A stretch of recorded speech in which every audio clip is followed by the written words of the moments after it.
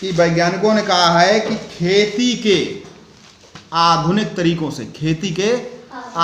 तरीकों से जो हमने अपनाए हैं उसमें हुआ ये कि हमारी 40% भूमि खराब हो चुकी है। दक्षिणी अमेरिका के बराबर जो हमारा महाद्वीप है दक्षिणी अमेरिका, उसके बराबर आकार की भूमि खराब हो चुकी। क्यों? क्योंकि हमने मृदा और जल और जैव विविधता जैसे भूमि के स्रोतों का कुप्रबंधन किया। कुप्रबंधन क्या किया कि पहले लोग फसल चक्र अपनाते थे। कोई ऐसी फसल करते थे जिसको करने के बाद जिसने कोई ऐसी फसल की जिसने खेत से कोई विशेष प्रकार का कोई पोषक तत्व खींच लिया, तो दोबारा वही फसल करते थे जिससे कि खेत में उस फसल के द्वारा पोषक तत्व पहुंच जाए। जैसे आलू के बाद ढैंचा कर लिया या गेहूं के बाद कुछ ऐसी चीज़ कर ली, दालें कर ली। अब क्या, अब आदमी खाद की दम पर, उर्वरकों की दम पर, अपने ट्यूबवेल के पानी की दम पर वो फसलें करता जिससे अच्छी से अच्छी आमदनी हो।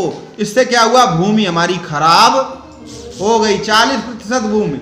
और यही दशा रही तो वैज्ञानिकों ने कहा, समय दिया था शायद 200 वर्ष, कि इसके बाद पृथ्वी पर खाने के लिए कुछ भी फसल नहीं बचेगी अगर यही स्थिति रही। तो हमें इस पर भी ध्यान देना है।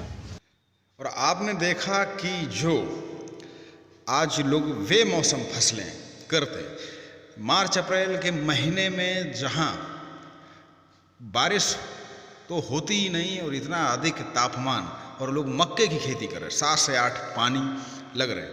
तो ये जो बेमौसम फसलें कर रहे हैं, ये हमारी जो मृदा की जो उपयोगिता है या जो मृदा की शक्ति है वो खत्म कर रहे हैं।